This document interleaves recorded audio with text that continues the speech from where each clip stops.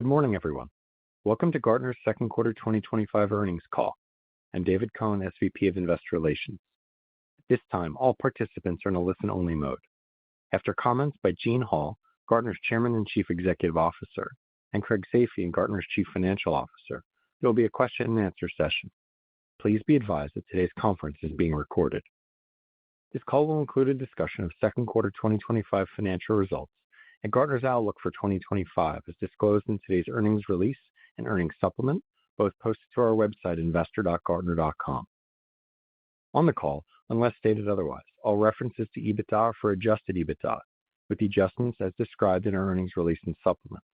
All contract values and associated growth rates we discuss are based on 2025 foreign exchange rates.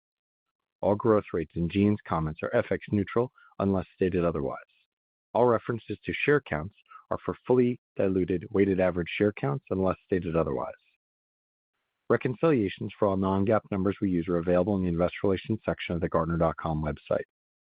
As set forth in more detail in today's earnings release, certain statements made on this call may constitute forward-looking statements.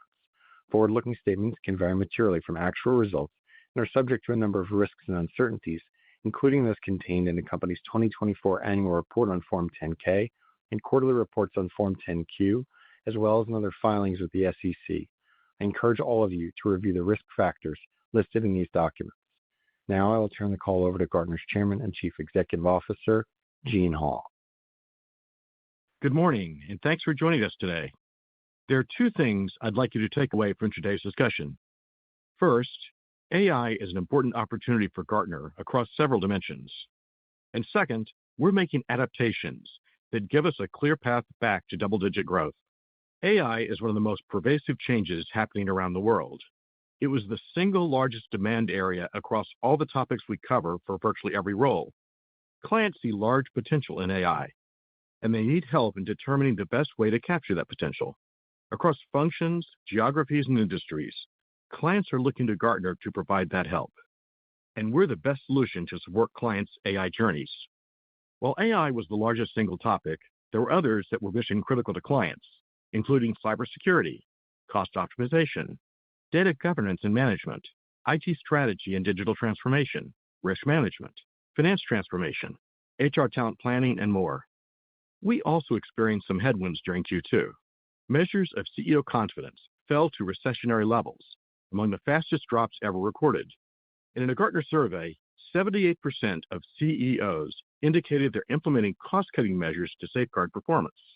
We have a high degree of confidence in what caused these headwinds because we track the reason for every loss, both renewals and potential new business. The largest headwind in Q2 was with the U.S. federal government. Initiatives from the Department of Government Efficiency, or DOGE, made it more challenging for clients to purchase or renew many of our products. In addition, there were impacts from tariff policies. With the prospect of higher tariffs, many companies implemented strong cost-saving measures. Even companies not directly impacted by tariffs began implementing these measures. Purchase decisions that were previously made by functional leaders are now being escalated to the CFO or even the CEO. These changes occurred at a record pace, impacting our performance during Q2. One of Gartner's core strengths is agility in responding to change. So we're making adaptations to accelerate our performance going forward. With the U.S. federal government, we're ensuring we stay aligned to the changing priorities, especially improving efficiency. Of course, we'll also continue to support critical issues such as cybersecurity, and we're working with our clients to adjust to new procurement processes. We're also adapting to industries impacted by changing tariffs. A portion of our clients are always interested in cost optimization. We have great expertise in helping clients on this topic. Clients highly value our guidance because it results in quantifiable cost savings. Now, with tariff changes, the number of clients interested in cost optimization has increased dramatically. So we've expanded our capabilities, including certifying our client-facing associates on delivering these services. We're also helping clients determine how to optimally reconfigure supply chains for tariff changes. Even industries not directly impacted by tariffs will get strong value from our enhanced cost optimization capabilities. We're making several other changes to reaccelerate growth. In research, we redesigned our insight processes to ensure we create content relevant to the broadest possible audience and that delivers the biggest impact. We're also incorporating additional proprietary data to enhance the value clients receive from our insights. We've begun rolling out Ask Gartner, an AI-powered tool for our clients to access trusted insights from Gartner. Ask Gartner has been in development for almost 2 years to ensure clients get the high-quality results they expect from Gartner. It's based on best-in-class large language models. Ask Gartner quickly breaks down a client's question into topic and intent and provides structured answers through natural language processing. Answers can contain direct references to our distinctive insights. Unlike other AI tools, which provide answers based on public information from the internet, Ask Gartner's responses are fully grounded in our world-class, proprietary, independent, and objective insights. Ask Gartner also provides users with relevant images and recommends follow-up questions, making our insights more discoverable and fully immersing clients in the Gartner platform. Ask Gartner is unique because it marries the power of Gartner insights with AI, and our teams are focused on making sure it gets better and better. We've been testing it with internal teams and a pilot group of clients. One client referred to Ask Gartner as, quote, a game changer for Gartner. Some mentioned time savings of up to 75% on the platform. We're also leveraging AI internally. We've introduced more than 50 applications that use AI to improve associate productivity and effectiveness. Finally, we appointed a strong tenured Gartner leader to head up our research organization. We're also making adaptations in sales and services to accelerate growth. We recently launched a new program to better equip client-facing associates with comprehensive knowledge on hot topics, including AI and cost optimization. And we're certifying our associates on these critical topics to ensure a high level of capability. Not all of our clients are aware of the full suite of high-value capabilities they're entitled to. So we're training our teams to ensure clients benefit from the full range of services.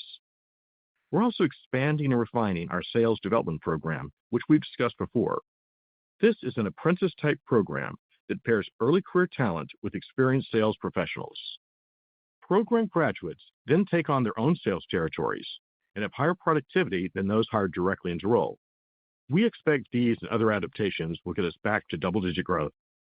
Gartner's strategy and the foundation of our business is to guide executives on their journeys to achieve their mission-critical priorities. Addressing these priorities usually requires long, complex journeys. Through our high-value proprietary business and technology insights, we guide our clients at every stage of their journeys. Gartner insights are derived from a vast pool of highly proprietary data. Every year, we hold more than 500,000 two-way conversations with more than 80,000 executives across every major function in every industry. We learn what they care about most, what's working and what isn't. All of this amounts to several hundred terabytes of highly proprietary data. We also conduct more than 27,000 briefings annually with technology provider executives. This gives us unique insights into the technology industry that no one else has. We supplement this data with additional terabytes of information from proprietary surveys, tools, models, benchmarks, and more. Our data is real-time and continuously updated, reflecting the latest information and challenges our clients are experiencing.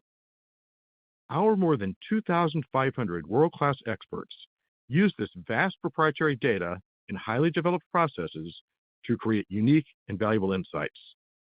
These insights aren't available anywhere else. We know we need to get better every year, so we continually develop new proprietary data sources and constantly innovate our processes. The segment that develops these insights has historically been called research. To better describe the value we deliver, we're changing the name of this segment. Going forward, our research business will now be called Business and Technology Insights, or Insights for short. Summarizing, there are 2 things I'd like you to take away from today's discussion. First, AI is an important opportunity for Gartner across several dimensions. It's the highest demand topic that we're helping our clients with today. We're rolling out Ask Gartner to provide faster, easier access to our insights, and we're improving internal efficiency with AI tools. And second, we're making adaptations that will give us a clear path back to double-digit growth. With that, I'll hand the call over to our Chief Financial Officer, Craig Safian. Thank you, Gene, and good morning. Second quarter contract value, or CV, grew 5% year over year. Revenue, EBITDA, adjusted EPS, and free cash flow were better than expected. we remain highly focused on delivering extraordinary value to our clients. The challenging Q1 selling environment, which was affected by DOGE and tariff-affected industry spending changes, continued through the second quarter. We are updating our guidance to reflect the Q2 results and the outlook for the balance of the year.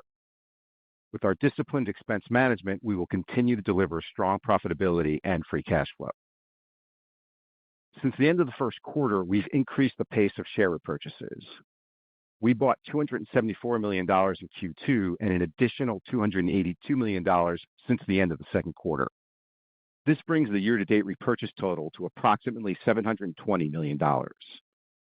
We will generate more free cash flow and have fewer shares outstanding over the course of the next several years. This, coupled with return to double-digit growth, will create significant value for shareholders. After reviewing the results for the second quarter and updating the guidance, I will take you through some of the numbers related to our path back to double-digit CV growth that Gene highlighted. Second quarter revenue was $1.7 billion, up 6% year-over-year as reported and 5% FX neutral. In addition, total contribution margin was 68%, up 70 basis points from last year. EBITDA was $443 million, up 7% as reported and 5% FX neutral versus the second quarter of 2024. Adjusted EPS was $3.53, up 10% from Q2 of last year. And free cash flow was $347 million, another strong performance. As Gene just highlighted, we renamed the research segment to Business and Technology Insights, or Insights, to reflect the nature of the value we provide to clients. Insights revenue in the quarter grew 4% year-over-year as reported and 3% FX neutral. Subscription revenue grew 5% FX neutral. Non-subscription Insights revenue continues to be affected by shifts in traffic volumes. Second quarter Insights contribution margin was 74%, up 20 basis points versus last year. Contract value was $5 billion at the end of the second quarter, up 5% versus the prior year. Contract value and CV growth are FX neutral. Excluding the U.S. federal government, CV growth was about 150 basis points faster at around 6%. Global NCVI in the quarter, excluding the U.S. federal government, was positive $13 million. CV growth was broad-based across practices, industry sectors, company sizes, and geographic regions. Across our combined practices, all of the industries except public sector grew at high single or mid-single-digit rates. Energy, banking, transportation, and healthcare led the growth. CV grew at mid-single or high single-digit rates across all commercial enterprise sizes. We drove double-digit growth in half of our top 10 countries. CV declined on a year-over-year basis in Canada and Australia, which combined represents around 6% of global contract value. Nearly all of our U.S. federal contracts will come up for renewal during 2025, with over 60% having transacted in the first half of the year. Dollar retention year-to-date was around 47%. At June 30th, we had approximately $200 million of U.S. federal CV. Global technology sales contract value was $3.8 billion at the end of the second quarter, up 4% versus the prior year. Excluding the U.S. federal government from both periods, GTS CV grew about 180 basis points faster, or 5% in the quarter. The U.S. federal business NCVI was negative $26 million. While retention for GTS was 99% for the quarter, excluding the U.S. federal business, while retention was over 100%. GTS new business was down 8% compared to last year. GTS quota-bearing headcount was up 3% year-over-year. Our regular full set of GTS metrics can be found in our earnings supplement. Global business sales contract value was $1.2 billion at the end of the second quarter, up 9% year-over-year. Excluding the U.S. federal government, GBS CV grew about 60 basis points faster at around 10%. All of our major GBS practices grew at double-digit or high single-digit rates. Growth was led by the sales, finance, and legal practices. GBS NCVI was positive $14 million in the second quarter.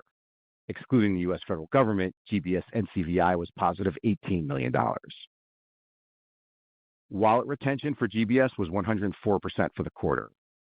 GBS new business was down 3% compared to last year. GBS quota-bearing headcount was up 10% year-over-year. As with GTS, our regular full set of GBS metrics can be found in our earnings supplement. Conferences revenue for the second quarter was $211 million, increasing 14% as reported and 12% FX neutral compared to Q2 of 2024. Adjusting for the 3 conferences which moved from Q1 or Q3 last year to Q2 this year, revenue growth was around 6% FX neutral. Contribution margin was 57%, consistent with typical Q2 seasonality. We held 19 destination conferences in the second quarter as planned. Q2 consulting revenue was $156 million, compared with $143 million in the year-ago period, up about 9% as reported and 6% FX neutral. Consulting contribution margin was 40% in the second quarter. Labor-based revenue was $110 million. This part of the segment was up 3% versus Q2 of last year as reported and about flat FX neutral.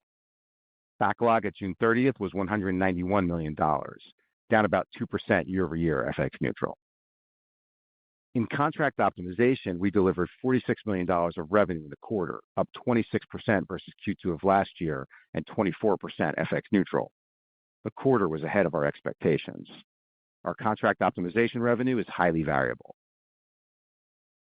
Consolidated cost of services increased 4% year-over-year in the second quarter as reported and 2% FX neutral. The biggest driver of the increase was higher compensation costs. SG&A increased 9% year-over-year in the second quarter as reported and about 8% on an FX neutral basis. SG&A increased in the quarter as a result of headcount growth. EBITDA for the second quarter was $443 million, up 7% from last year as reported and up 5% FX neutral. We outperformed in the second quarter through modest revenue upside, effective expense management, and a prudent approach to guidance. Depreciation in the quarter of $31 million was up 11% compared to 2024. Net interest expense, excluding deferred financing costs in the quarter, was $11 million. This is favorable by $8 million versus the second quarter of 2024 due to higher interest income on our cash balances. The modest floating rate debt we have is fully hedged through the third quarter of 2025. The Q2 adjusted tax rate, which we use for the calculation of adjusted net income, was 24% for the quarter. This compares to last year's rate of 23%. The tax rate for the items used to adjust net income was 25% for the quarter. Adjusted EPS in Q2 was $3.53, up 10% compared to Q2 last year. We had 77 million shares outstanding in the second quarter. This is an improvement of about 1 million shares, or approximately 1% year-over-year. We exited the second quarter with just under 77 million shares on an unweighted basis. Operating cash flow for the quarter was $384 million, up 4% compared with last year. CapEx was $36 million, up about $7 million year-over-year. This was primarily due to real estate-related costs and in line with our expectations.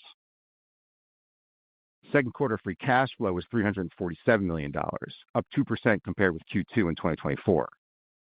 Free cash flow on a rolling 4-quarter basis was 119% of GAAP net income and 95% of EBITDA. As we noted previously, there were several items that affect rolling 4-quarter net income and free cash flow, including after-tax insurance proceeds in 2024, 2 real estate lease termination payments, and tax planning benefits last year. Adjusting for these items, free cash flow on a rolling 4-quarter basis was 20% of revenue, 83% of EBITDA, and 157% of GAAP net income. At the end of the second quarter, we had about $2.2 billion of cash. Our June 30th debt balance was about $2.5 billion. Our reported gross debt to trailing 12-month EBITDA was well under 2 times. Our expected free cash flow generation, available revolver, and excess cash remaining on the balance sheet provide ample liquidity to deliver on our capital allocation strategy of disciplined share repurchases and strategic tuck-in M&A. Our balance sheet is very strong, with $2.9 billion of liquidity, low levels of leverage, and effectively fixed interest rates. We repurchased $274 million of stock during the second quarter.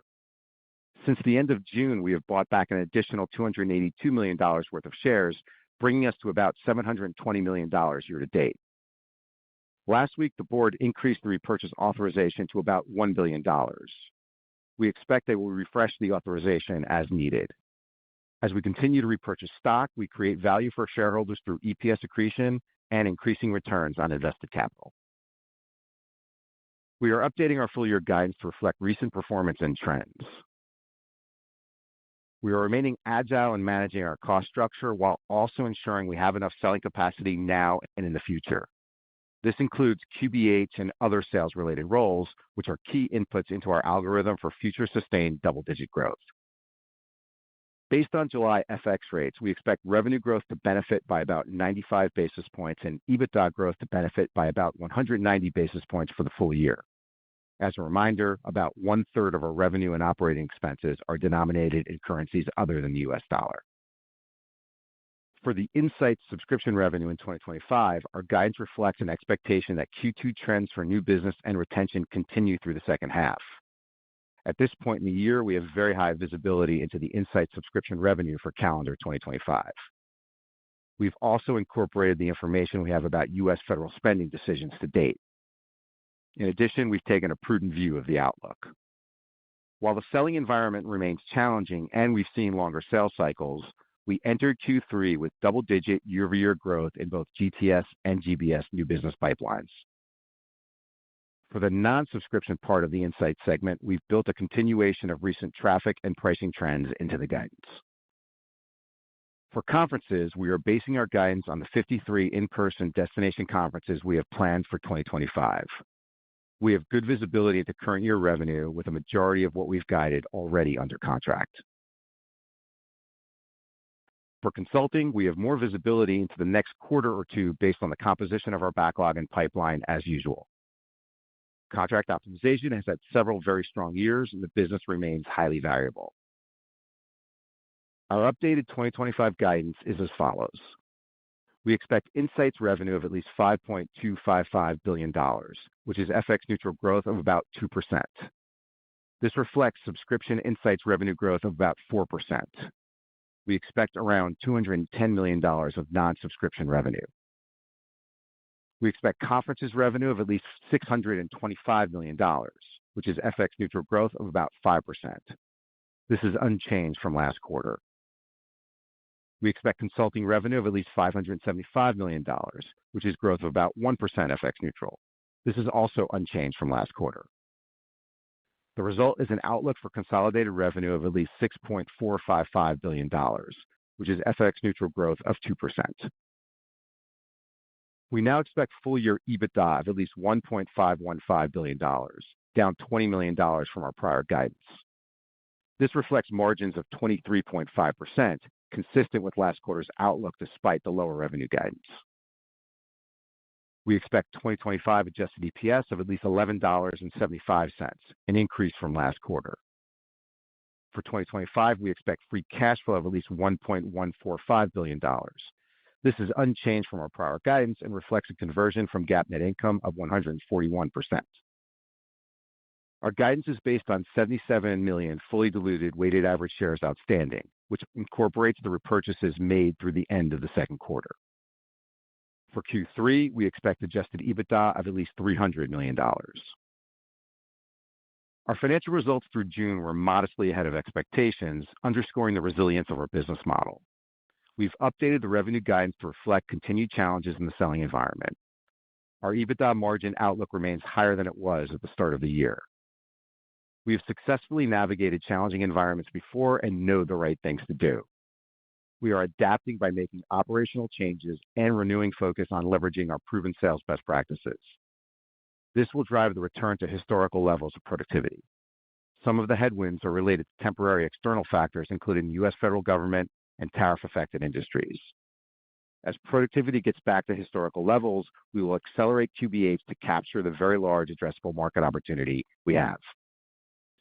Before we go to questions, I will take you through some of the numbers related to our path back to double-digit CV growth. If recent retention and new business trends continue in the second half, we would exit this year with CV growth in the low to mid-single digits.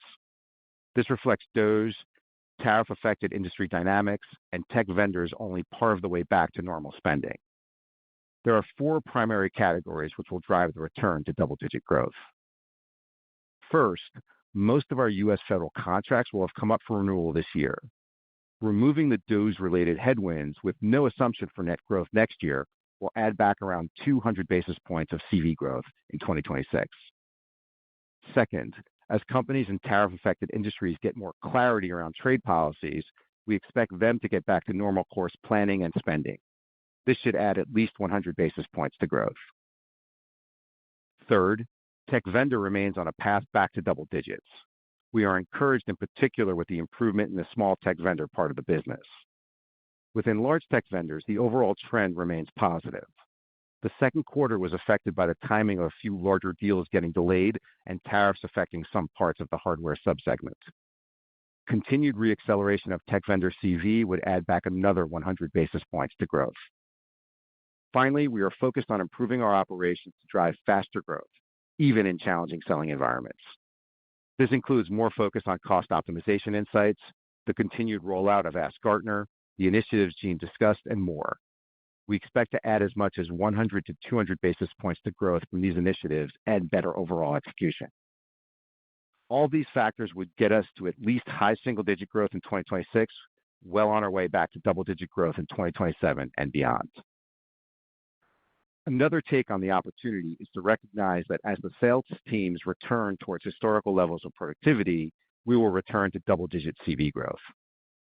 With around 5,000 sellers, we can generate enough NCVI to grow high single to low double digits next year. This is the case without growing QBH and even at productivity levels lower than the historical $110,000 to $120,000 per seller. We are implementing programs to support the sales teams, to drive client and prospect engagement, and to grow our sales and sales support teams outside of direct frontline quota-bearing headcount. Based on recent trends, as I mentioned, CV growth this year will be in the low to mid-single digits. With the adaptations we are making and with the stabilization of our most acutely impacted end markets, we expect growth to accelerate next year and again in 2027. Based on this outlook, our overall medium-term growth algorithm, including double-digit revenue growth and modest margin expansion, remains unchanged. We'll also continue to deploy our capital on share purchases, which will lower the share count over time, and on strategic value-enhancing tuck-in M&A. With that, I'll turn the call back over to the operator, and we'll be happy to take your questions. Operator? Thank you. Ladies and gentlemen, if you'd like to ask a question at this time, you will need to press star 11 on your telephone and wait for your name to be announced. To withdraw your question, simply press star 11 again. Now, first question coming from the line of Andrew Nicholas with William Blair. Your line is now open. Hi, good morning. Thanks for taking my questions. Appreciate the build on the return to high single-digit or even double-digit CV growth. I wanted to ask specifically on the tariff-impacted industry piece. Is there anything you can do to kind of size, what you've determined to be the tariff-affected industries, how much that represents in terms of CV? I think you said 100 basis points improvement next year from kind of some normalization there. Any more color or quantification on that front would be helpful. Yeah, good morning, Andrew. Thank you for the question. The way we've defined tariff-impacted industries is not perfect, I will tell you. We've looked at industries that rely heavily on importing and exporting, and we've looked at really ones focused here in the U.S. and those where the U.S. is a major trade partner. When we rolled that up, around 35 to 40% of our CV fell into that category across both GTS and GTS. Okay, thank you. And then on the AI topic, I want to maybe focus on the operational efficiency piece. Again, just asking, is there anything you can do to kind of quantify that? I understand that, improving the product was one part of the top line growth acceleration, but if we think about, later this year or into 26 and 27, is there anything that you can say about what those internal efficiencies might do for the cost structure or margin profile broadly? Thank you. Hey, Andrew, it's Gene. So we've implemented about 50 internal applications where we're using AI. Most of those are custom applications, meaning it's not just using a commercial tool. We make that available as well, but we have a bunch of, the majority of those applications would be custom AI applications.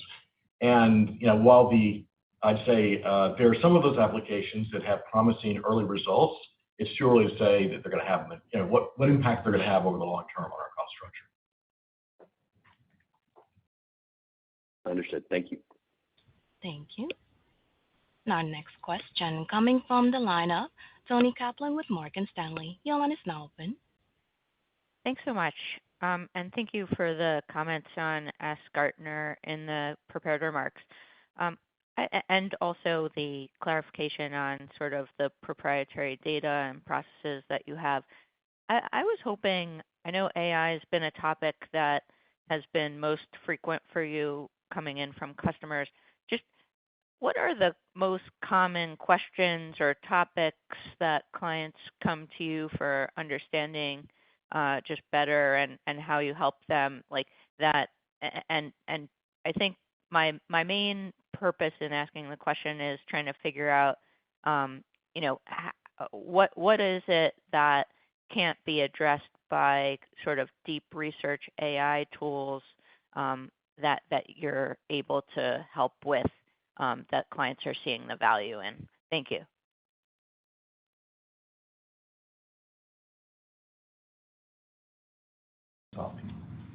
Hey, Tony. So if you look at Gartner, let me just start with what's differentiated for us, which sounds like is at the heart of your question. Is that right? Yes. Thank you. Okay. Yeah. So the first thing is that we help clients with what we call mission critical priorities, which are things like building a cybersecurity capability, how to fully leverage AI within their organizations, leveraging technology for finance transformation. These kinds of initiatives, what we call mission critical priorities, are things that take a lot of effort, a lot of investment, typically over a period of years. Those are the things that we're helping our clients with. So the first thing to understand is we're not kind of just answering a simple question. We're actually helping clients on a journey to accomplish these high leverage, high impact initiatives. And we're doing it with the senior-most executives in the company. So think about, again, chief information officer, chief HR officer, chief financial officer. And so they're relying on us to help them step them through those journeys and make sure they're successful with these relatively large, complex projects. And so again, we're not answering a simple question. We're actually helping them with these complex journeys. And then the way we do that is actually by several terabytes of proprietary data. And what we have is as we've mentioned in the past, something like 500,000 one-on-one conversations between our analysts and clients each year. Those conversations cover things like what are their mission critical priorities? What are the challenges? What's working? What's not working? And in addition to that, then we have, when it comes to software, which is a big part of a lot of solutions, we have 27,000 briefings from technology vendors, where typically senior leaders of those technology vendors would brief our analysts on what the strategy of the company is, how they're trying to compete, et cetera. We then combine that with proprietary research that we do, things like surveys of our clients, things like peer interactions, things like that again isn't publicly available, but is helpful in solving these kinds of problems. And we have world-class experts that take all that information and synthesize it, and then come out with what's the best way for clients to go on these journeys to solve these very difficult mission-critical priorities. And so you can think about it, and then on top of that, of course, we're unbiased, independent, objective, et cetera. And so those are the key elements about the kind of problems we help our clients with and how it's differentiated from other alternatives.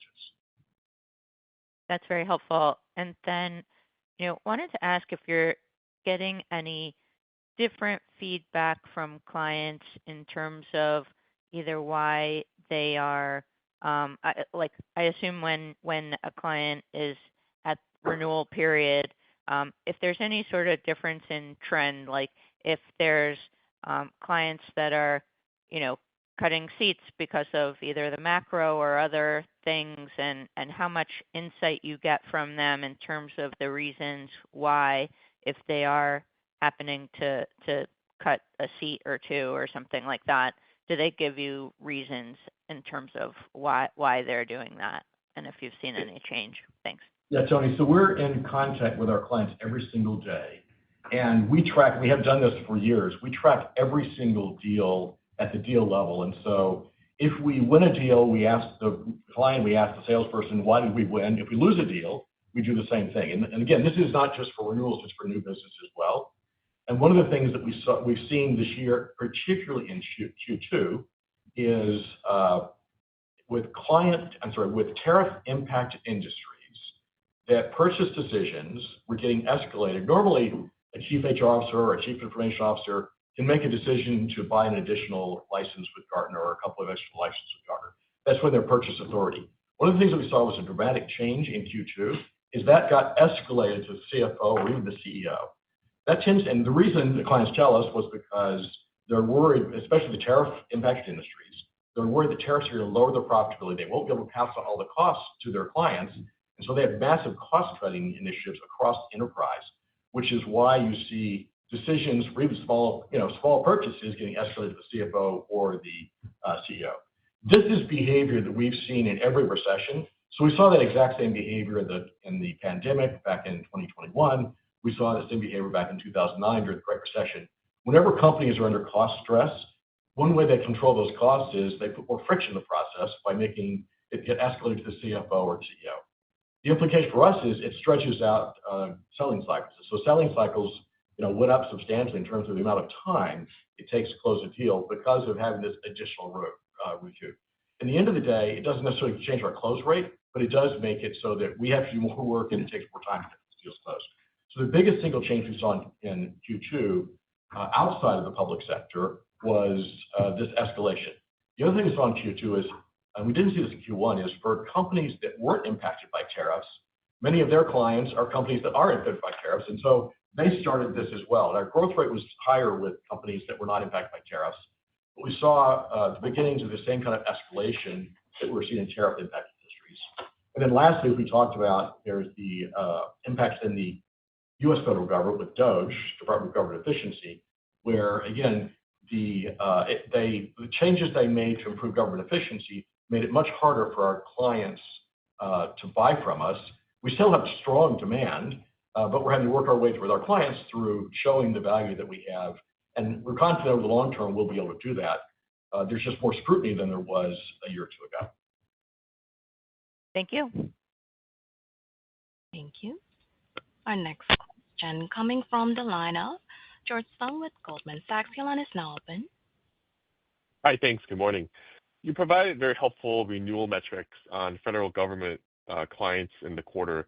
Can you talk a little bit more about how new purchases among these government clients are performing? Have they come to a full standstill, or are you seeing some trickle in? Hey, good morning, George.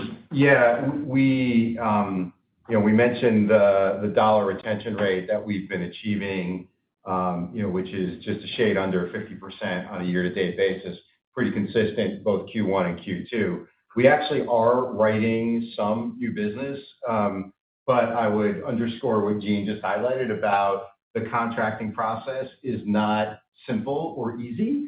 But we are writing new business, and again, I think we talked about on the call last quarter, our clients really do value everything they get from Gartner, and they want to keep us. In some cases, they are unable to do that because of dictates from above or just really challenging hurdles that you have to go through from a contracting perspective. In the clients where we are retaining but not driving new business, we are staying close to them so that when things do stabilize, we will be able to win back business that we may have lost.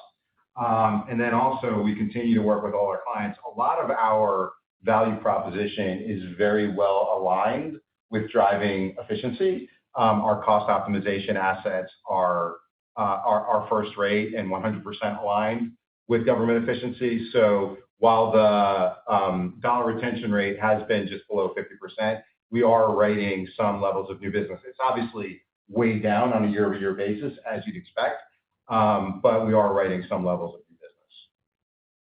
Got it. That's helpful. And then with respect to tariff industries, you mentioned it represents about 35 to 40% of CV spread across both GTS and GBS. Is there any way you can provide some sort of spread between how much of that impact is in GTS, how much of that impact is in GBS, so that it's possible to ascertain how much headwind across both of those segments one should expect from tariffs? Yeah, it's a really good question. I think in GBS, because supply chain is, if not our largest practice, top two in terms of size, that's going to be much more concentrated with quote-unquote tariff-affected industries.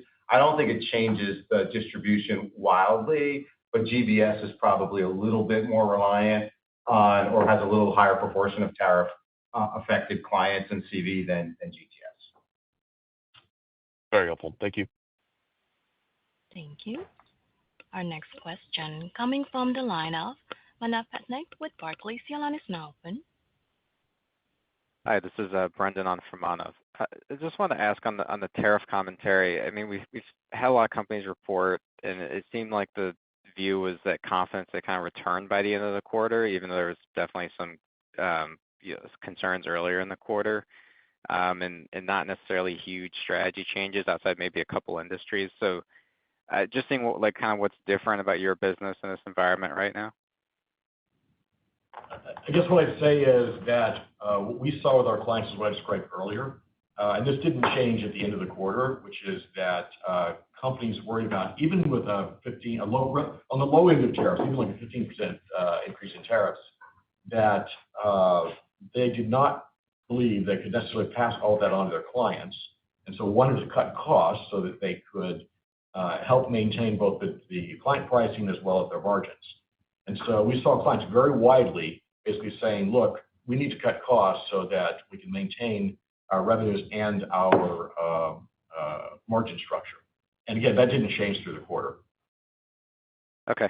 And then on the new business pipelines, I guess what's driving that? Is it new logo, upsell, cross-sell, or seats, or some mix of all? So as Craig mentioned in his remarks, our new business was up at very solid double-digit rates for both GTS and GBS. Pipeline. Yeah, pipeline. Pipeline was up at very good double-digit rates for GTS and GBS. And we basically see that as, again, there's high demand for our services. The biggest single area is in helping clients figure out how to use AI, but also all the traditional things as well, like cybersecurity and things like that. And so our pipeline's up because there's strong demand out there for our services. And Brendan, it's balanced across additional licenses with existing clients, new logos, et cetera. All right. Thank you. Thank you. Our next question coming from the line of Josh Chan with UBS. Your line is now open. Hi, good morning, Gene and Craig. I guess considering the magnitude of the slowdown in the ex-Fed business, I guess what's your level of conviction that this is really tariff-related versus clients just pulling back and blaming tariffs? Because I can't imagine the existence of tariffs is that much of a surprise in Q2 versus Q1, right? So I guess what's your confidence about tariffs being the precise driver there? Well, again, we track every single deal. And again, we have a well-developed system. We've done this for a long period of time where we track every single deal, and we ask the clients, we ask our salespeople kind of what was the reason we won or what was the reason we lost. We get it in quite good detail. And so that's why we have confidence that what's driving this is, in the tariff-affected industries, a real focus on reducing costs, because that's what our clients are telling us. And we also track escalations. And again, as I mentioned, whenever people are focused on costs, one of the first things they do is make clients escalate things from the functional leaders, the CHRO, the CFO, CIO, to the CEO or the CFO. And that's exactly what we're seeing, which is, again, we've seen that, as I mentioned before, in both the pandemic and in the recession in 2009. That's what we're seeing right now. And Josh, one other just add-on thing. As we're talking about the dynamics of the business, I wouldn't characterize us saying the slowdown was completely attributable to tariffs and tariff-affected industries. We're just trying to provide incremental color around what we're seeing in the business. And because a large part of the economy and a large part of our client base are impacted by tariffs, we wanted to make sure we provided that incremental color around the business. And again, due to the performance of the tariff-impacted industries, it's much worse than the non-tariff-impacted industries. That's helpful. That makes a lot of sense. And then maybe my follow-up question, I'm sure you're aware of the narrative that AI could be having some sort of impact on the demand of your services. I was just wondering, how you would respond to that and how you would kind of ring fence any impact, on the negative side from AI. Thank you.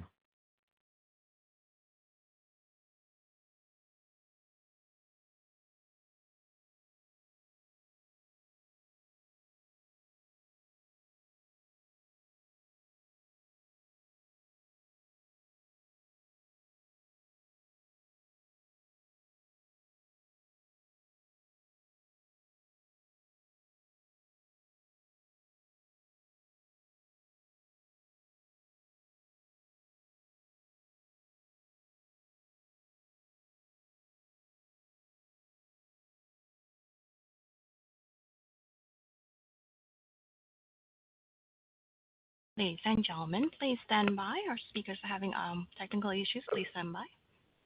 No, we're good, I think. Your audio's back. Did you not get that response?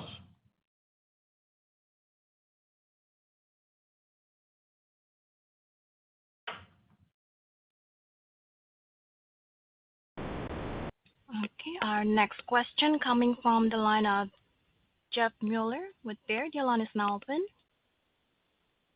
Hey, Gene. We did not get that response, and I think a lot of us have a similar question. So, if you could try to ring fence the AI risk, including from my perspective, just what you're hearing on pipeline conversion and if that's coming up as a issue at all for those that may not understand the richness of the Gartner value proposition as well. Yeah. Hey, Jeff. Sorry, I didn't get that response. So basically, first, our pipeline, as I mentioned, is up at robust double-digit rates for both GTS and GBS. I think that's the best indicator of kind of what demand is like. And what we're seeing with the pipeline is that we track the number of days from when a deal enters a pipeline to the number of days it closed. The time required to close deals now has gone up. And the reason it's gone up is that it takes more time. I mentioned earlier that a lot of deals are being escalated from the functional leader, like a CIO or a CHRO, up to the CFO or CEO. It takes more time in the selling process because our functional leader then has to make a business case. It takes time organizationally for that to get done. And so what I think we're seeing is there's not reduced demand, but closing deals takes longer because the purchasing processes have been stretched out. And that's pretty pervasive in what we've seen in recessions in the past. I think, Jeff, the other thing I would just add and just sort of harken back to Gene's prepared remarks where he talked at length about the different types of incremental value that you get from Gartner, all of the proprietary insights that we have behind our firewalls that are completely independent, objective, and proprietary to us. And I think, perhaps most importantly, the fact that what we're helping our clients with are complex, multi-quarter, often multi-year journeys on their most important mission-critical priorities. And I think, there's sometimes a misconception around what the value is of Gartner for our clients in both GTS and GBS, but fundamentally, it's helping our executive clients solve their complex, multi-quarter, multi-year mission-critical priority journeys. And, we believe, and I think as Gene just highlighted, our pipeline reflects, we are the best, most value-oriented solution to be able to help our clients accomplish those types of things. And we're going to keep improving what we do and keep, growing the number of terabytes of data and, eventually petabytes of data that we have behind our firewalls that inform the insights that help our clients with their mission-critical priorities. And, we're going to keep improving, our products. As Gene highlighted, the rollout of our Gen AI tool, Gartner, is a step in that direction. That's not the only thing we've done from a product innovation perspective, but it's certainly one worth highlighting. And so we're going to continue to bang away at those things to make sure that we are the best, most cost-effective way to help our executive clients accomplish their mission-critical priorities. Jeff, the other thing I'd add is we are training all of our sales and service delivery people on how to, if a client has a question like that, on how to answer that question directly in the way Frank just described, so that a prospect or a client understands kind of what we're used for and why it's so valuable. Got it. And then just for Ask Gartner, can you help us better understand like what service tiers it's going to be available in, and just what exactly is the rollout process or timeline? So Ask Gartner is a Gen AI tool that clients can use to get access to our research. Again, it uses our research only, and so it's a great reflection of helping clients on their mission critical priorities, like I talked about. And so in any event, we've, as I mentioned on my prepared remarks, we've had it in trial for some period of time. We want to make sure it was great. Clients love it. The clients have been using it, so we're rolling it out as fast as we can. And you can think about it being rolling out several thousand clients per month until we get all of our clients on, which we expect will be by the end of the year. By the way, if a client sort of says, "Hey, it's important to me to have it," we'll move them to the top of the queue and get them in there, even if they weren't slated to a later point in time. But I guess what I'm wondering is it available for like the read-only Gartner digital subscribers, or is it only available for the higher service tiers where they have access to live engagement with analysts? So it's available to all of our licensed users. Again, that have been in, that we've rolled it out to. Named licensed users. Again, there are some product carve-outs where it won't be enabled, but that's a small fraction of our contract value. So by the end of the year, our goal is to have all of the licensed users that we want enabled with Ask Gartner. Okay, thank you. Thank you. Our next question coming from the line of Surinder Thind with Jefferies. Your line is now open. Thank you. Just following up on the idea of the behavior of clients around tariffs, just any color around any differences that you might have seen between perhaps your U.S. versus your international clients. I noticed you specifically called out Canada and Australia.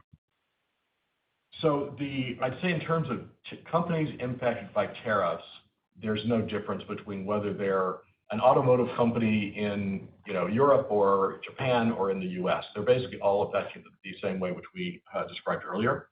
There's a second set of things going on, which is, Craig mentioned Canada and Australia.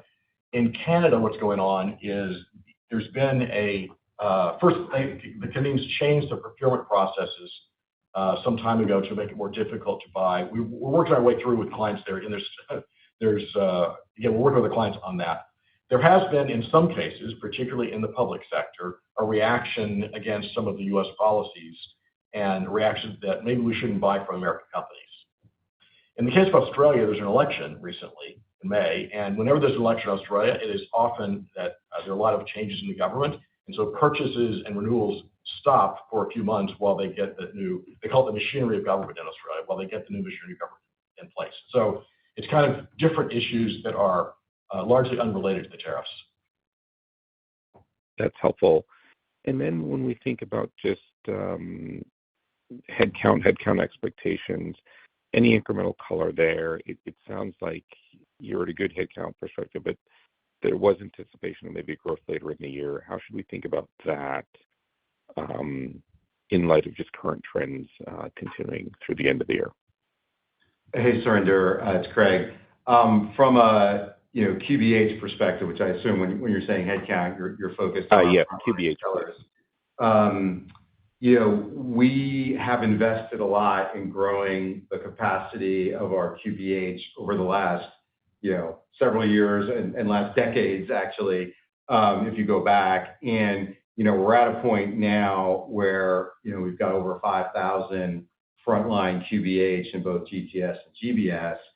And we fundamentally believe that there is a lot of productivity upside across both GTS and GBS that will be part of that pathway back to double-digit growth in CV that both Gene and I highlighted. We are, of course, remaining very agile in our planning around where we invest and where we do contract. As you'd imagine, we have reduced the number of sales territories in the U.S. Fed just because there's less business there now. But we're keeping our best people and keeping them fully engaged, and they're still working with their clients and prospects across the U.S. Fed. But we've taken the territories down there in line with the declines that we've seen in that business. Across the rest of the portfolio, we have a practice which we call territory optimization, which is every time we see turnover, we take a look to see if there's a better investment for us to make. And so we are very focused on doing that, with the thinking being that trading out poor performing territories or less profitable territories for territories with more opportunity in the short, medium, and long term is a no-brainer to do. And so while it may appear that headcount or territories are flat, know that under the covers, we are always doing this optimization of shutting down lower performing and less profitable territories and reinvesting in what we believe to be higher opportunity and higher profitability territories. That all said, our expectation for this year is to end the year roughly flattish from a QBH perspective. And then as we start to reaccelerate across 2026 and into 2027, we will then turn back on the QBH growth that we know is an important input into driving sustained double-digit growth in 2027, 2028, and beyond. Thank you. Thank you. Our next question coming from the line of Jason Haas with Wells Fargo. Your line is now open. Hey, good morning, and thanks for taking my questions. There were some comments in the prepared remarks about focusing the sales force to ensure that your customers are getting the full value of the Gartner subscription. Is there any way to dimensionalize what percentage of your customers do you see now is not getting the full value of the Gartner subscription? Thank you. Yeah, Jason, when you subscribe to Gartner, you get access to our content. You get also access to our experts. You can call the experts. We also, in many of our products, you get a ticket for a conference. You have the ability to meet peers both in person as well as electronically. We have a thing called contract reviews, which basically allow a client who's thinking about buying something to say, am I getting the right terms? Do I have the right bill of materials? All those kinds of things. And then we have some tools that are very helpful, like maturity models. Those are examples. And so we have quite a suite of services. And not all of our clients use all of those services, even though many of them are very high value. And so one of the things we're doing now is to make sure that our sales and service delivery people know the full suite, even if they're new to Gartner, if they've been here 3 months, whatever, that we train them effectively on that, and that they can go out and talk to clients, especially the ones that may not be using all those extra services. A good example actually is in Peer, where we have tens of thousands of clients that use our peer interactions. They value it incredibly highly. And again, you can do it electronically or in person. And while we have tens of thousands that use it, we have tens of thousands that could use it and aren't yet, generally because they just haven't been made aware of it. And so we're trying to make sure clients are aware of all these sources of value, of which a lot of them are very high, even though they're not using it today. Got it. That's very helpful. And then as a follow-up question, I recognize this came up a few times. You talked about the fact that every time you have a cancellation, you'll find out what the reason why was. Are you able to give us any sense what percentage of folks are citing usage of a publicly available large language model and therefore not continuing their Gartner subscription? Is that coming up at all? What percentage is that? Yeah, that's one of the options, and it's not material. It's basically, it's essentially unmeasurable. Got it. Okay, that's very helpful. Thank you. Thank you. Our next question coming from the line of Jeff Silber with BMO Capital Markets. Your line is now open. Thanks so much. I know it's late. I'll just ask one. Wanted to focus on the number of client enterprises. It's been going down, at least in GTS, for the past couple of years, and now we're seeing it in GBS. Is it just that, clients are maybe centralizing the decision-making process and buying as one entity as opposed to multiple entities? I know there's probably some federal government impact this past quarter, but it's been going down for a while, so any color would be great. Thanks. Hi, Jeff. Good morning. It's Craig. The biggest driver that we've seen on the enterprise count has been small tech vendor. And while our small tech vendor business is improving and accelerating, there's still higher than average churn amongst that client base. As you know, with enterprises, everyone counts as one regardless of spending. And so we just see very high churn amongst our small tech vendors. That's the biggest thing driving that enterprise count that you're looking at. All right. Appreciate the call. Thanks. Thank you. And I'm showing there are no further questions in queue. I will turn the call back over to Gene Hall for any closing remarks. So summarizing, there are two things I'd like you to take away from today's discussion. First, AI is an important opportunity for Gartner across several dimensions. It's the highest demand topic that we're helping our clients with today. We're willing to ask Gartner to provide faster, easier access to our insights, and we're improving internal efficiency with AI tools. Second, we're making adaptations that will give us a clear path back to double-digit growth. Thanks for joining us today, and I look forward to updating you again next quarter. This concludes today's conference. Thank you for your participation, and you may now disconnect.